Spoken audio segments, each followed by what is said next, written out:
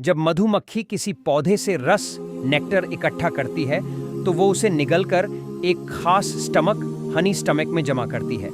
उस पेट के अंदर ही एंजाइम्स नेक्टर को तोड़ना शुरू कर देते हैं। फिर जब मक्खी वापस छत्ते पर लौटती है तो वो उस नेक्टर को उल्टी करके दूसरी मक्खी के मुंह में डालती है।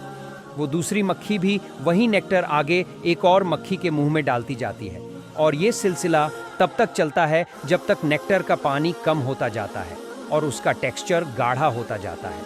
आखिर में यही गाढ़ा रस शहद बन जाता है, एक ऐसा शहद जिसमें हीलिंग भी है और नरिशमेंट भी। अब सुनो कुरान क्या कहता है।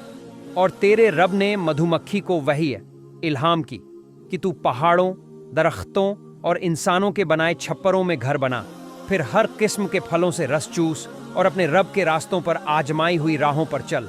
उनके पेट से एक शरबत रस निकलता है जिसमें लोगों के लिए शिफा है।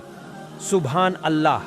आज साइंस हमें बताती है कि शहद कैसे बनता है, लेकिन कुरान ने 1400 साल पहले उसका जिक्र उस अंदाज में किया जिसमें इल्म भी है और हिदायत भी।